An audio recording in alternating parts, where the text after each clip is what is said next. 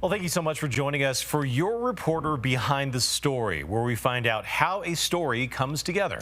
I'm Brian Flores. And I'm Michelle Griego, and this is a special one. Your reporter Justin Adams and our photographer LD spotted the suspect matching the description of a masked man with a gun in Idaho Springs. Yo, hey, put the camera on him. Yo, you see this person right here? Is this him? Would it be crazy if we actually found the guy right now?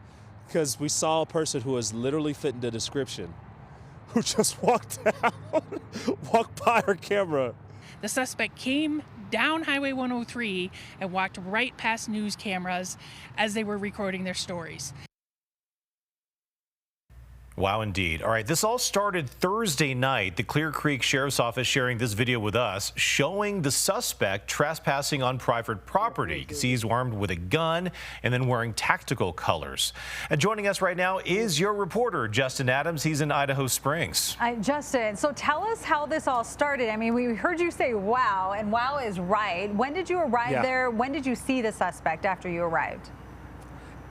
Yeah, so I got the call for this story at around 3:15 this morning, and as you know, that's when we usually get everything, our stories for the day. And so from there, go and write my scripts, finding out what information that we have. And then I went up to Idaho Springs, and so as I'm setting up for my shot at 5 o'clock, in between our hits, I go and call Clear Creek County Sheriff, and just to get as much information as we can, because one of the things that I love to do and I pride myself in doing is I never want one hit to be the same as the next. If we're doing breaking news, I always want to get more information. And so I found more information. I found out that this was a guy who was 5'10", 6 feet tall, thin build, wearing tactical gear. It was also a black man. And so when I got all that information, I wanted to make sure that I gave it to our viewers. Well, after the 6:55 hit, that's when I turned around and LD was kind of pointing out, hey, there's somebody who looks like exactly what you were saying. And that's where you get the yo and everything from me. And that's kind of a sense of more of disbelief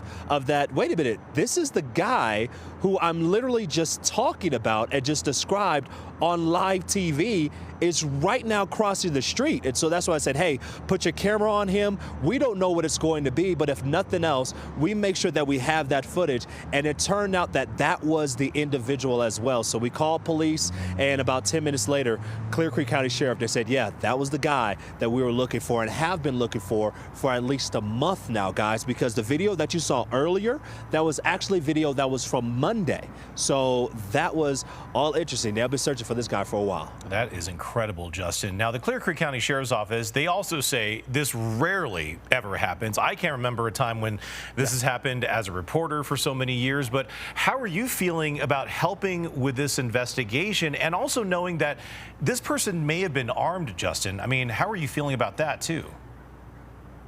Yeah, so let's go with the first side, where it's that we were able to go and help out and get this done. We're always wanting to be able to help out and go and make sure that the community is safe, number one. That's the biggest thing for what we do, and that's really why we are here. And so just to make sure that, that person's in custody, we were able to go and help out, that's something that's important to us.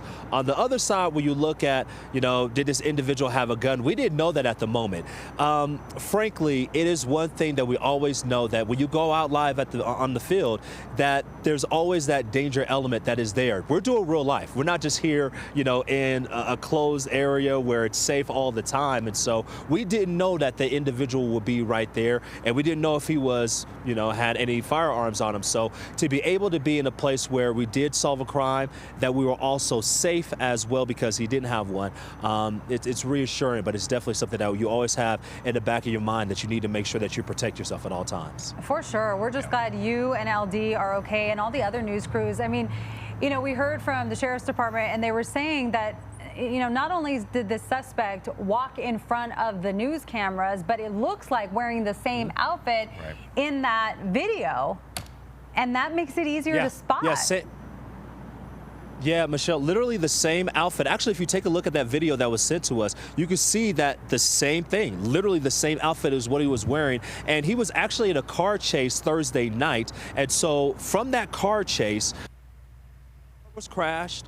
broke out through the front windshield, and then ran into the woods. And so he has several scars and bumps and bruises on his body, and that's due from what happened last night. So you get that from last night of him having all those scars, bumps and bruises, and then coming now to where we're at, right by a Maverick gas station. And I talked to one police officer, and he said, hey, one of the main reasons why he did that was because where we are at, there's food, there's also somewhere to use the restroom. And so he believes that because we were at this location right here, that's the reason why he came this morning.